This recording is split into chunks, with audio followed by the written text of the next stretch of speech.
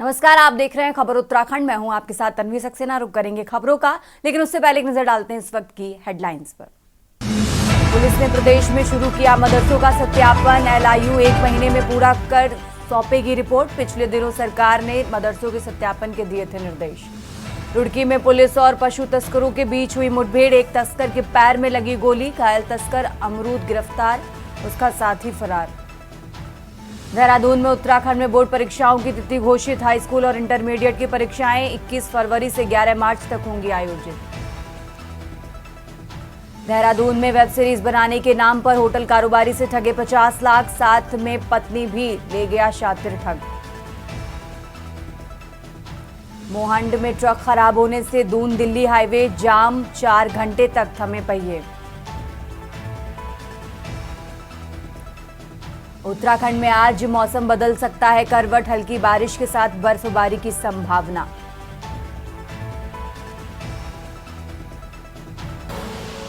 आप देख रहे हैं के न्यूज, खबरों का सारथी।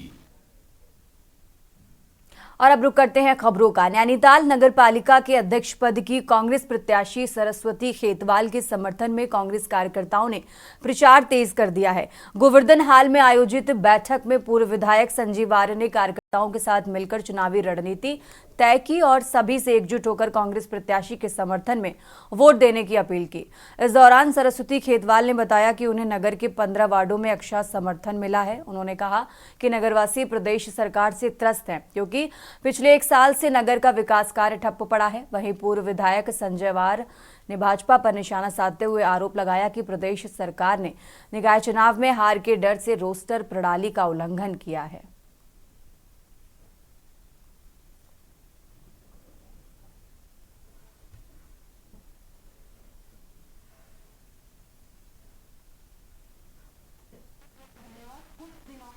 मुद्दे बहुत सारे हैं। सारे मुद्दे जैसे सफाई का मुद्दा है, बाकी ये पार्किंग का मुद्दा है और बेरोजगारी का मुद्दा है, सफाई कर्मियों का मुद्दा है और सारे मतलब जितने भी नगर पालिका से जुड़ी हुए सारे मुद्दे जितने भी हैं सभी मुद्दों को लेकर चल रही हूँ। हमारे व्यापारियों का मुद्दा है, ये होटल एसोसिएशन का मुद्दा है, क्योंकि उनके कहीं पर कुछ चीज़ें उनके साथ गलत हुई हैं, उनको भी सही किया जाएगा। सभी मुद्दों को लेकर चल रहे हैं कि हमारी प्रत्याशी पूरा नैनीताल जानता है कि सामाजिक सरोकारों से जुड़ी रही है। निरंतर जितने भी नैनीताल की जन समस्याएं हो, जन आंदोलन हो, उन पे उनकी प्रमुख सहभागिता रही है और प्रत्येक वार्ड में व्यक्तिगत रूप से उनको लोग जानते भी हैं, पहचानते भी हैं और उनके द्वारा किए गए कार्यों को भी भली भांति उन सबसे परिचित है। इसके साथ साथ कांग्रेस का कार्यकर्ता पूरी तरीके से एकजुट है। हमने देखा है कि नैनीताल के अंदर विगत 2.5 वर्षों में भारतीय जनता पार्टी के डबल इंजन की सरकार में किस तरीके से यहाँ की जो मूल समस्याएं हैं, चाहे हमारी रोजी रोटी की बात हो, चाहे रोजगार की बात हो, कहीं ना कहीं लोग त्रस्त हैं। हमारे व्यापार मंडल के साथी हैं। रुक करते हैं अगली खबर का। उत्तराखंड पत्रकार महासंघ ने नए साल के अवसर पर देहरादून के एक निजी होटल में मिलन समारोह का आयोजन किया। इस समारोह में पत्रकारों और मीडिया प्रतिनिधियों ने भाग लिया और एक दूसरे को नए साल की शुभकामनाएं दी। समारोह के दौरान पत्रकारों ने अपने अनुभवों और विचारों को साझा किया और पत्रकारिता के क्षेत्र में अपने योगदान के बारे में चर्चा भी की।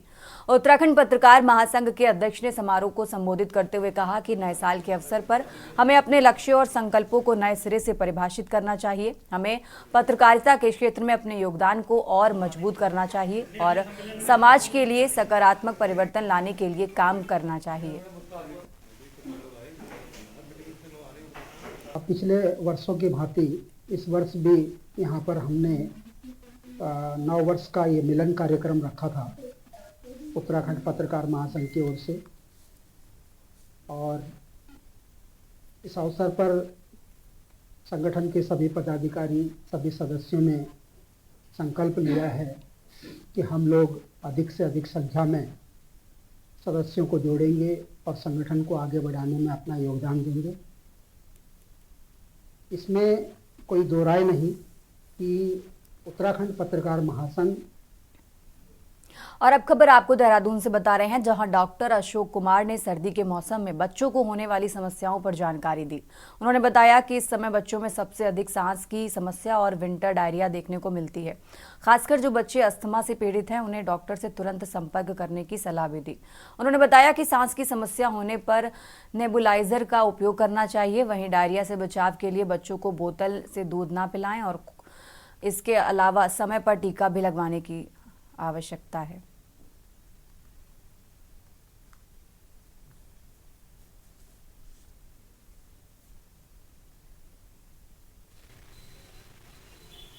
ज़्यादातर जो छोटे बच्चे होते हैं, देखा जाए बच्चों में जो सर्दी के समय पे सबसे ज़्यादा जो दिक्कत आती है वो सांस की दिक्कत आती है, और दूसरी विंटर डायरिया। दो चीज़ हमारे पास सबसे ज़्यादा बच्चे आते हैं। तो सांस के लिए मैं यही बोलूँगा, जो जिस बच्चे को सांस की पहले से दिक्कत है, जैसे अस्थमा है या जिनके पेरेंट्स अस्थमेटिक हैं, वैसे बच्चे को जब भी सांस की दिक्कत है वो तुरंत अपने बच्चों के डॉक्टर जो हैं उनसे ज़रूर संपर्क करें। दूसरी चीज़ कि नेबुलाइजर वगैरह जो है प्रॉपर, अगर नेबुलाइजर चल रहा है तो नेबुलाइजर जरूर लें। और डायरिया के लिए जो बच्चे आते हैं उनको मैं यही बोलूँगा माँ को कि भाई अपने बच्चे को ज़्यादातर जो है बोतल से दूध ना पिलाएं, अपना दूध पिलाएं और समय पर टीका जरूर लगाएं। ये दो चीज़ का ध्यान देना बहुत जरूरी है। और चलिए खबरों में आगे बढ़ते हैं। डोईवाला नगर पालिका के वार्ड 5, 6 और 7 के गांव वासियों ने जोली ग्रांट एयरपोर्ट से सटी सड़क की बदहाली को लेकर चुनाव बहिष्कार की धमकी दी।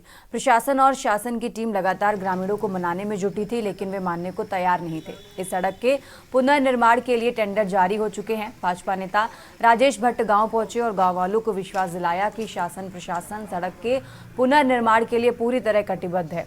इसके बाद ग्रामीणों ने अपना चुनाव बहिष्कार वापस लिया और नगर निकाय चुनाव में भाग लेने की बात कही।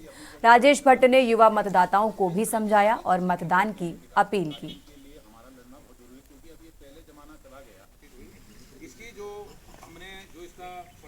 बैठक क्या है, मेरे जो संगठन से जुड़े युवा साथी हैं, छोटे भाई हैं, तो मैंने जब पता लगाया तो लगभग कम से कम ये जो जिन्होंने बहिष्कार किया था, जो क्षेत्र थे, इसमें 6 नंबर वार्ड भी था, 5 भी था और कुछ 7 का हिस्सा भी इसमें था, हमारा जोली ग्रांट बाकी क्षेत्र जो था। तो लगभग 300 से ऊपर करीब वोटर इसमें हैं। और जब हमें पता लगा कि ये सारे लोग सड़क के भाई इनकी सड़क की जो मांग थी वो नहीं पूरी हो पाई, उस कारण ये लोग बहिष्कार कर रहे हैं मतदान का। तो उसके बाद मैंने जो हमारे युवा साथी थे, संगठन से जुड़े हुए थे, इनसे बात करी। इसमें कुछ लड़के ऐसे थे जिनके पहली बार वोट बने हैं और पहली बार अपना मत का प्रयोग करेंगे। बैठक का आयोजन किया गया था कि किस तरीके से इस रोड का कार्य को संपन्न करवाया जाए, जिसमें वार्ड के सभी जो सभासद थे वो सभी यहाँ पर आए हैं। उन्होंने अपने स्वयं के निर्णय पर यहाँ पर हमें ये कहा है, आश्वासन दिया है कि ये रोड बनेगी और जैसे इलेक्शन समाप्त हो जाएंगे ये रोड बनकर तैयार हो जाएगी। तो इन्होंने हमें 1 महीने का समय दिया है और 1 महीने के जैसे रिजल्ट आता है उसके, क्योंकि अभी जो वोट होने वो 23 जनवरी में है, उसका रिजल्ट 25 को आएगा। लमसम इस जनवरी के अंत तक ये कार्य संभवतः शुरू हो जाएगा। उत्तराखंडी खबरों में आगे बढ़ते हैं। बागेश्वर में इस साल ऐतिहासिक उत्तरायणी मेला 13 जनवरी से 19 फरवरी तक आयोजित किया जाएगा। जिला प्रशासन बागेश्वर ने मेला के लिए पोस्टर और वीडियो लॉन्च किया। जिलाधिकारी आशीष भट्टगाई ने पोस्टर और वीडियो लॉन्च करते हुए कहा कि मेला की तैयारी जोर शोर से चल रही है। सभी अधिकारियों को निर्धारित समय पर मेले की व्यवस्था पूर्ण करने के निर्देश दिए गए हैं। इस बीच मेला का आयोजन में निकाय चुनाव और आचार संहिता का भी ध्यान रखा जाएगा।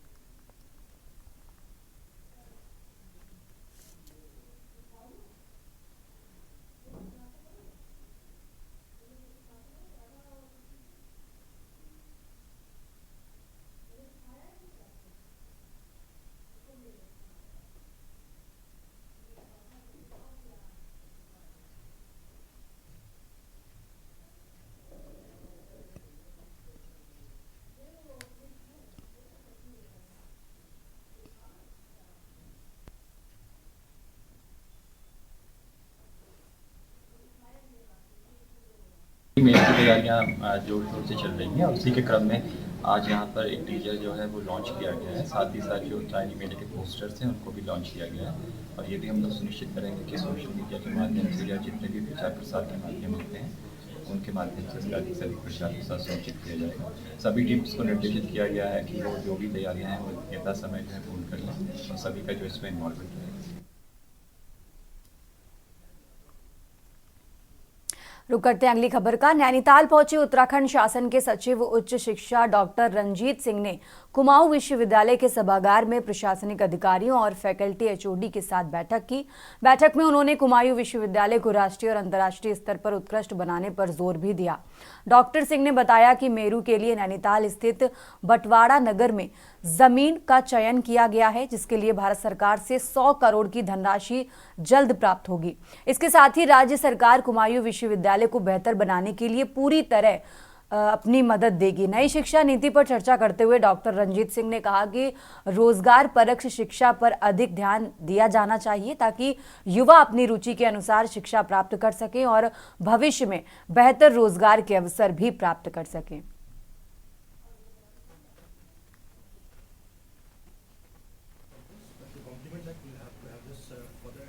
आज हमारी कुमाऊं यूनिवर्सिटी की एक जनरल विजिट है, जिसमें कि हम यहाँ की क्या इशूज़ हैं, किस तरह से यहाँ की जो टीचिंग और लर्निंग का जो पूरा माहौल है एक नेशनल राष्ट्रीय स्तर का, एक अंतर्राष्ट्रीय स्तर का बनाया जाए। उसमें सारे फैकल्टी और एचओडी से हमारी वार्ता हुई है, करीब 2 घंटे हमारी विमर्श हुई है। उसमें कई इशूज़ आए हैं, क्या क्या चीज़ें यहाँ और करनी चाहिए, इससे और बेहतर हो सकता है। अभी मेरू का प्रस्ताव है जो कि पटवा डांगर में वहाँ ज़मीन फाइनल हो गया है। और अब बात कर रहे हैं अल्मोड़ा की। अल्मोड़ा में नगर निगम चुनाव की तारीख जैसे जैसे नजदीक आ रही है, वैसे वैसे कांग्रेस के नेता बीजेपी में शामिल होते जा रहे हैं।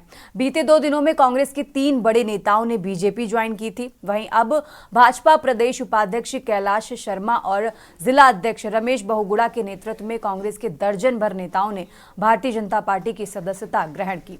इन नेताओं को कैलाश शर्मा और रमेश बहुगुणा ने पार्टी का पट्टा पहनाकर और फूल माला पहनाकर बीजेपी में शामिल कराया। बीजेपी में शामिल होने वाले इन नेताओं ने नगर निगम चुनाव में भाजपा के मेयर पद प्रत्याशी अजय वर्मा की जीत के लिए सक्रिय रूप से काम करने का संकल्प भी लिया। प्रदेश उपाध्यक्ष कैलाश शर्मा ने कहा कि कांग्रेस के वरिष्ठ और जिम्मेदार नेताओं ने बीजेपी में शामिल होकर पार्टी को मजबूत किया है। उन्होंने सभी नए सदस्य को पार्टी में स्वागत करते हुए निस्वार्थ भाव से काम करने की बात भी कही।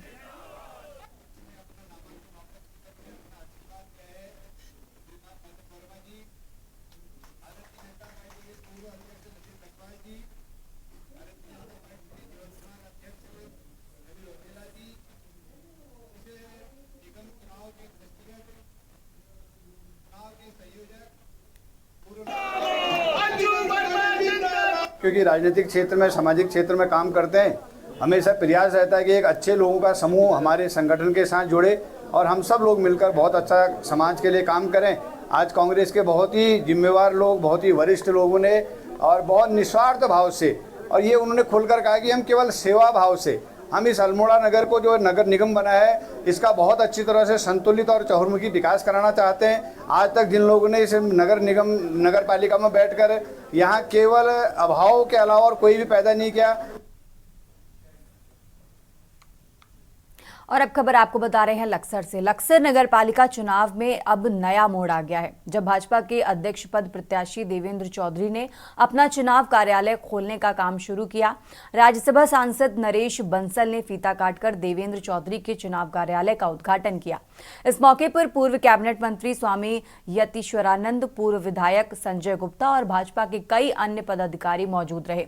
राज्यसभा सांसद नरेश बंसल ने कहा कि प्रदेश में भाजपा की सरकार है और लक्सर नगर पालिका में पिछले 10 सालों से भाजपा के अध्यक्ष रहे हैं, जिसके कारण नगर क्षेत्र में विकास कार्यों का सिलसिला जारी रहा है। उन्होंने विश्वास जताया कि भाजपा के अध्यक्ष नगर का विकास और भी गति से करेंगे। पूर्व कैबिनेट मंत्री स्वामी यतीश्वरानंद ने कहा कि पूरे प्रदेश में भाजपा की लहर है और लक्सर नगर क्षेत्र में भाजपा का वर्चस्व ज्यादा नजर आ रहा है।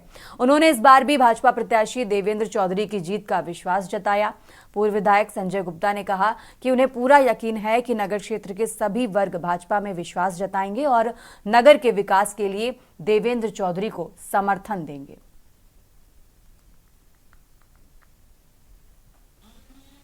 आज मेरे चुनाव कार्यालय का उद्घाटन था, जिसमें हमारे मुख्य अतिथि हमारे राज्यसभा सांसद श्री नरेश बंसल जी थे, पूर्व कैबिनेट मंत्री उत्तराखंड यतीश्वर रंजन जी थे और हमारे पूर्व विधायक लक्सर श्री संजय गुप्ता जी थे। उन्होंने मुझ पर अपार स्नेह है उन सभी का। भारतीय जनता पार्टी का शीर्ष नेतृत्व का भी मैं आभार व्यक्त करना चाहता हूं कि उन्होंने मुझे यहाँ पर मौका दिया इस बार सेवा करने का। लक्सर नगर के अंदर भारतीय जनता पार्टी की टीम बहुत मजबूत है कार्यकर्ताओं की। पिछली बार भी भारतीय जनता पार्टी के प्रत्याशी को यहाँ की जनता ने सेवा करने का मौका दिया था। अब की बार भी भाई जो हमारे देवेंद्र चौधरी जी हैं उनको यहाँ से सेवा करने का मौका जरूर देंगे, ऐसा मुझे पूरा विश्वास है। और जो हमारी टीम है यहाँ कार्यकर्ताओं की, वो बड़े तन मन धन के साथ भाई देवेंद्र जी को जिताने के लिए लगी हुई है। दिल बहुत बड़ा है। मेरे जैसे तुच्छ कार्यकर्ता को 2 बार विधायक बनाया है लक्सर की जनता ने। मैं हाथ जोड़कर नमस्कार करता हूँ लक्सर की जनता को। अब मुझे पूर्ण विश्वास है भाई देवेंद्र चौधरी को भी उसी प्रकार विजयी बनाएंगे और देवेंद्र चौधरी भी जनता की कसौटी पर खरा उतरने का प्रयास करेंगे। पूरे प्रदेश के अंदर अभी तक आपको मैं बता दूं कि नगर पालिका और नगर पंचायत 3 हम निर्विरोध अध्यक्ष जीत चुके हैं। अनेक वार्डों में हमारे निर्विरोध प्रत्याशी जीते हैं अनेक स्थानों पर। और जिस प्रकार का समर्थन और उत्साह जनता का हमको मिल रहा है, जनता ने हमारी ट्रिपल इंजन की सरकारें देखी हैं, उनके विकास कार्य देखे हैं। खबर उत्तराखंड में यहाँ रुकते हैं एक छोटे से ब्रेक के लिए, फौरन हाजिर होते हैं। ब्रेक से वापस आ चुके हैं, रुक करते हैं खबरों का। उत्तराखंड में नगर निकाय चुनाव के लिए नामांकन वापसी के बाद चुनाव चिन्ह आवंटन की प्रक्रिया पूरी हो गई है। कुल 5399 प्रत्याशी चुनावी मैदान में हैं, जिनमें 514 प्रत्याशी नगर प्रमुख अध्यक्ष पद के लिए और 4885 प्रत्याशी सभासद सदस्य पद के लिए चुनाव लड़ रहे हैं। 47 प्रत्याशी निर्विरोध निर्वाचित हो चुके हैं। राज्य के 100 नगर निकायों में चुनाव हो रहे हैं, जिसमें 11 नगर निगम, 43 नगर पालिका परिषद और 46 नगर पंचायतें शामिल हैं। राज्य निर्वाचन आयोग के सचिव राहुल कुमार गोयल ने बताया कि बैलेट पेपर छपने का काम शुरू हो चुका है और पर्यवेक्षकों की तैनाती भी की जा रही है। निष्पक्ष चुनाव के लिए सभी तैयारियां पूरी कर ली गई हैं।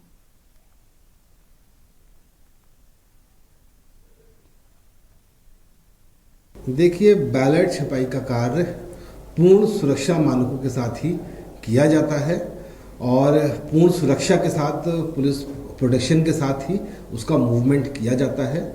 और निर्वाचन प्रारंभ होने से निर्धारित समय से काफ़ी पहले ही बैलेट जो है अपने यथास्थानों पर पहुंच जाएगा और उसके बाद जो है जब रवानगी होगी हमारी पोलिंग पार्टीज़ की तो उनके पास वो उपलब्ध रहेगा। पर्याप्त संख्या में इस चीज़ को इंश्योर किया जाएगा।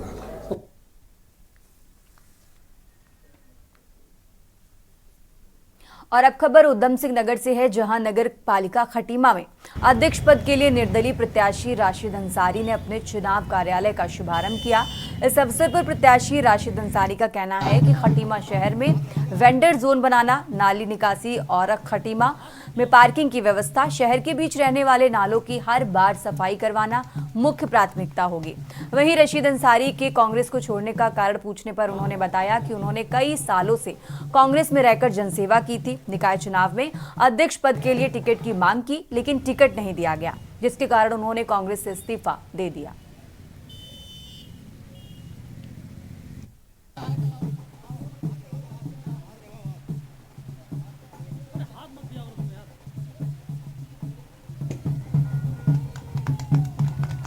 और मैं अपनी जीत के प्रति पूरा आश्वस्त हूँ। मैं इसलिए आश्वस्त हूँ कि मैंने पिछले 10 सालों से नगर पालिका में सभासद के प्रतिनिधित्व के तौर में जनता की सेवा की है। पिछले 20 सालों से मैं तहसील में बैठ कर जनता की छोटी छोटी समस्याओं को लेकर लगातार आंदोलनरत हूँ। मैंने जनता के बीच में रहकर जनता का काम किया है। मैंने गरीब व्यक्ति को उसका हक दिलाने का काम किया है। मैंने हमेशा खटीमा की जनता के लिए सजग रहकर विकास करने का काम किया है। खटीमा की जनता को मजबूत करने का काम किया है।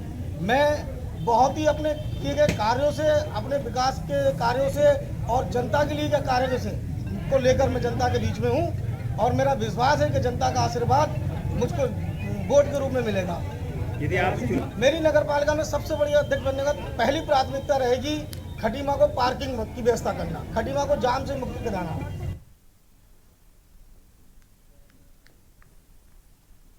रुक करते हैं अगली खबर का। पौड़ी शहर के वन विभाग के समीप हुए अतिक्रमण को वन विभाग और राजस्व विभाग की टीम ने संयुक्त रूप से ध्वस्त कर दिया।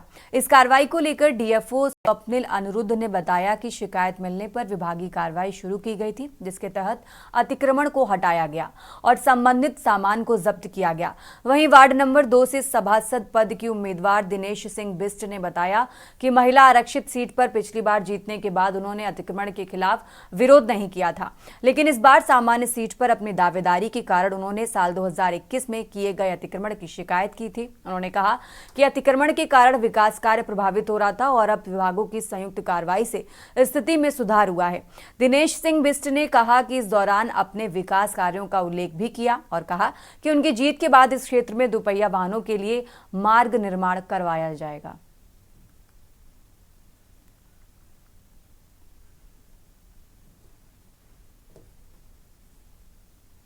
ऐसा है कि जो पूर्व सभासद थी यहाँ पे उन्होंने अपने कार्यकाल में 2021 में ये जगह कब्जा कर दी और यहीं पे डीएफ ऑफिस है। ये जगह भी डीएफ ऑफिस की है, वन विभाग की ज़मीन है और उन्होंने यहाँ पे कब्जा किया। और उसके बाद जो अपने एक पत्रकार हैं प्रमोद खंडूरी जी, उन्होंने मामले को उठाया था। आप कोई वीडियो खंगाल सकते हैं। तो उस पर जो है कि उस बिना पे जो है कि उनका यहाँ पे नोटिस चस्पा हुआ था। मैंने कल पटवारी से भी बात की थी और बीच में फिर डीएफओ साहब ने अभी हाल ही के दिनों में कुछ इसका अतिक्रमण हटाया, वो मामला ये जो इसका सामान वो जब्त किया गया। तो हमने कहा चलो ठीक है, हमने आज तक इस मामले को कभी नहीं उठाया, लेकिन अभी जो सीट है, जो पिछली सीट थी वो महिला सीट थी, उसमें महिला ही ने चुनना था। अब सामान्य सीट हो चुकी है। मैं 1 साल से यहाँ पर तैयारी कर रहा हूँ। किसी महिला द्वारा जो है वन विभाग के ऑफिस के नज़दीक सरकारी भूमि पर अतिक्रमण का प्रयास किया जा रहा था। उस अतिक्रमण के प्रयास को जो है पिछले 15 दिनों में ही जो है वन विभाग की टीम और राजस्व की संयुक्त टीम ने विफल कर दिया है। जैसे ही ये अतिक्रमण का प्रयास किया जा रहा था, वहाँ घेरबाड़ की जा रही थी, तो शुरुआत में ही जो है इस घेरबाड़ के प्रयास को हम लोगों ने विफल कर दिया था। फिर दोबारा जो है हमारी जानकारी में आया कि वहाँ पर दोबारा अतिक्रमण का प्रयास किया जा रहा है। तो कल देर शाम को जो है दोबारा उस अतिक्रमण के प्रयास को विफल कर दिया गया।